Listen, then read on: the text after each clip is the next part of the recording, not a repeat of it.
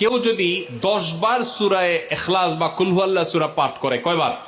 10 বার, রাতে দিনে যে কোনো সময় 10 বার যদি কেউ কুল হুয়াল্লাহ সূরা পাঠ করে, আল্লাহ নবী সাল্লাল্লাহু আলাইহি সাল্লামের হাদিসে ওয়াদা রয়েছে, আল্লাহ তাআলা ওই ব্যক্তির জন্য জান্নাতে একটা বিশাল প্রাসাদ নির্মাণ করবেন।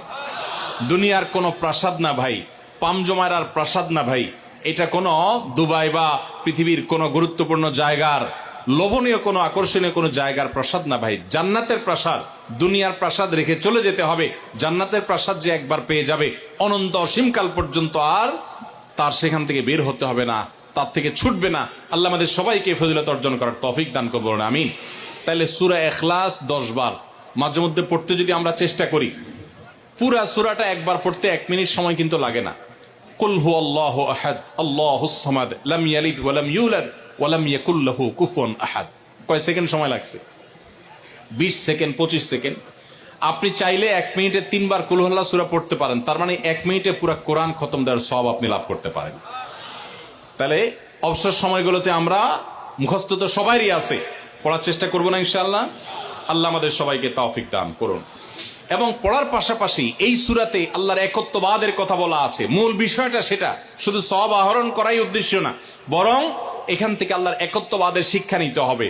আল্লাহ একক, কুল হুয়াল্লাহু আহাদ, হে রাসূল বলে দিন তিনি আল্লাহ, তিনি একক, তার কোনো অংশীদার নাই, তার কোনো পার্টনার নাই, তিনি কারোর প্রয়োজন তার হয় না। আল্লাহুস সামাদ, তিনি কারোর মুখাপেক্ষী না, বরং সবাই তার মুখাপেক্ষী।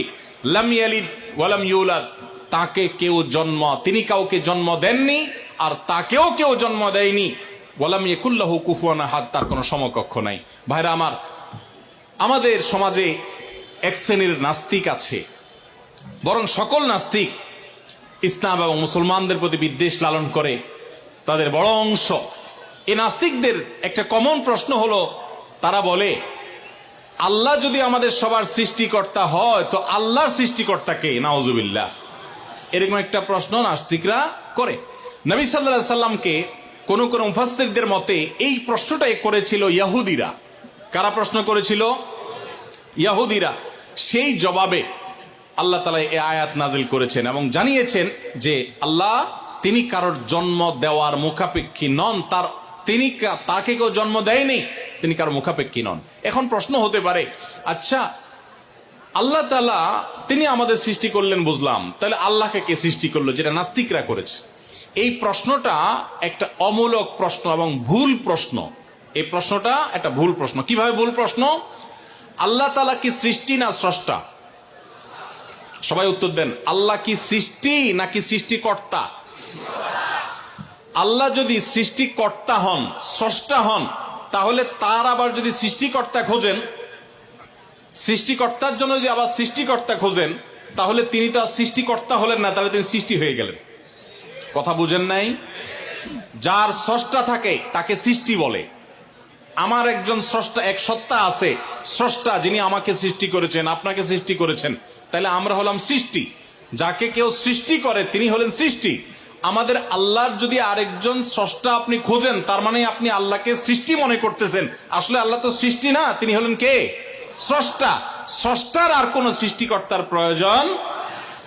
যদি বলেন যে আল্লাহরও আবার সৃষ্টিকর্তা লাগবে, তখন তো প্রশ্ন আসবে সেই সৃষ্টিকর্তার আবার সৃষ্টিকর্তাকে। এইভাবে তো অনন্ত অসীমকাল পর্যন্ত যেতে থাকবে, এটা তো হতে পারে না। এই জন্য পৃথিবীর সব কিছু, সৃষ্টি জগতের সব কিছু কোনো কারণ ছাড়া হয় না। এক মহান সত্তা আল্লাহ রাব্বুল আলামিন, তিনি এমন এক সত্তা যে তিনি নিজে সবকিছু সৃষ্টিকর্তা, তাকে কেউ সৃষ্টি করেন নাই। তার আগে চিন্তা করে যদি আপনি হয়রান হন তো আল্লাহর কাছে পানা চাইবেন, বরং এই চিন্তা না করে আপনি আল্লাহর প্রতি ঈমান আনবেন, শয়তান থেকে পানা চাইবেন। এই যে 3 কুল, এই 3 কুলের আমল এত গুরুত্বপূর্ণ যে আপনাকে শয়তান যখন মনের ভিতর আল্লাহর অস্তিত্ব নিয়ে বাজে চিন্তা করায়, আমাদের কাছে যেসব প্রশ্ন আসে আজকাল, শত শত প্রশ্ন আসে যে হুজুর হঠাৎ করে মনের মধ্যে আল্লাহ সম্পর্কে বাজে চিন্তা আসে, খারাপ চিন্তা আসে, খারাপ কথা মনের মধ্যে আসে, এটা শয়তান করায়। এটা যখন মনের মধ্যে আসবে, সাথে সাথে আউযু বিল্লাহি মিনাশ শাইতানির রাজিম পড়বেন, এই সূরা ইখলাস, ফালাক, নাস পড়বেন এবং বাম দিকে প্রতীকী থুতু শুয়ের আগায় যে পরিমাণ থাকে এরকম থুতু বাম দিকে যদি নিক্ষেপ করেন, এবং আউযুবিল্লাহ পাঠ করেন, আল্লাহ তাআলা শয়তান থেকে পানাহ দান করবেন। এবং মনে রাখবেন, মুসলমানের মনের ভিতরে আল্লাহ সম্পর্কে বাজে চিন্তা আসলে বুঝতে হবে যে ইবলিস হাজির হয়ে গেছে। কে হাজির হয়েছে? ইবলিস আমার মনের ভিতরে কুচিন্তা ঢুকাচ্ছে। এটা মনে হওয়ার সাথে সাথে আমি আরো জোরসে বলবো, কুল হুয়াল্লাহু আহাদ আল্লাহুস সামাদ লাম ইয়ালিদ ওয়া লাম ইউলাদ ওয়া লাম ইয়াকুল লাহু কুফুয়ান আহাদ। আল্লাহ আমাদের সবার ঈমানকে হেফাজত করার তৌফিক দান করুন। ভাইরা আমার, তাহলে আমরা সূরা ইখলাস সম্পর্কে জানলাম, এই সূরার ফজিলত এবং মর্যাদা সম্পর্কে জানলাম, কখন পাঠ করতে হয় সেটাও জানলাম, এর অর্থও জানলাম। বেশি বেশি করে অর্থ বুঝে বুঝে প্রত্যেকটা আয়াতের অর্থ মনে করে করে নামাজে পড়বেন, সকাল সন্ধ্যা পড়বেন। কুল, হে রাসূল বলুন, হুয়াল্লাহু, তিনি আল্লাহ আহাদ, একক, আল্লাহুস সামাদ, তিনি কারো মুখাপেক্ষী না, সবাই তার মুখাপেক্ষী, তার কোনো স্রষ্টার প্রয়োজন নাই, সবার স্রষ্টা তিনি। লাম ইয়ালিদ ওয়া লাম ইউলাদ, তিনি কাউকে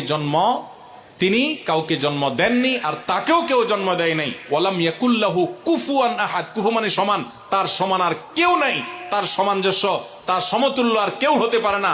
তিনি একক এবং অদ্বিতীয়।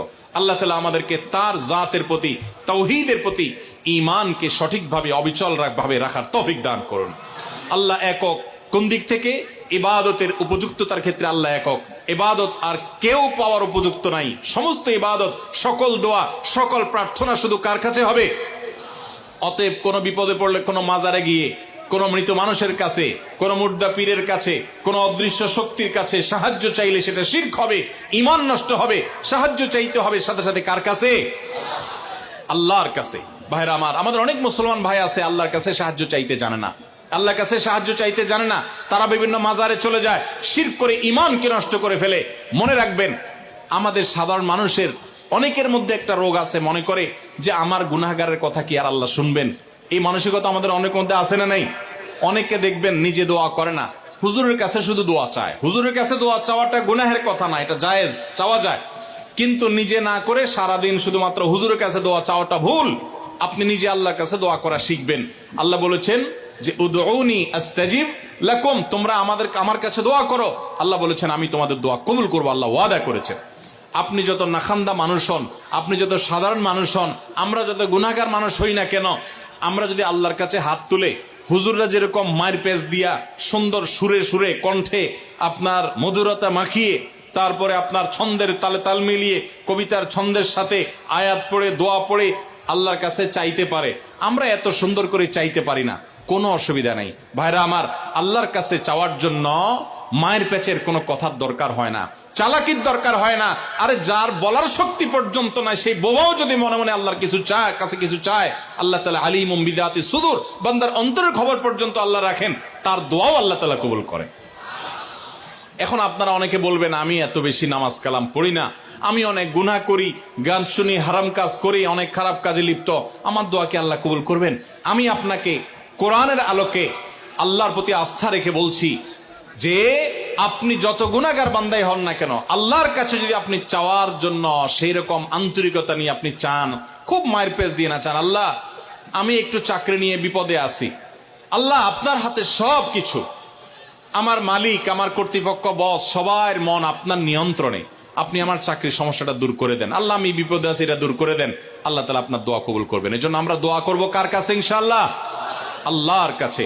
ওয়াইদা সাআলতা ফাসআলিল্লাহ ওয়াইদা ইসতাআনতা ফাসতাইন বিল্লাহ। নবী সাল্লাল্লাহু আলাইহি ওয়াসাল্লাম শিক্ষা দিয়েছেন তার এক সাহাবীকে, চাইবা যখন আল্লাহর কাছে, সাহায্য চাইবা আল্লাহর কাছে। আল্লাহ আমাদের সবাইকে তৌফিক দান করুন।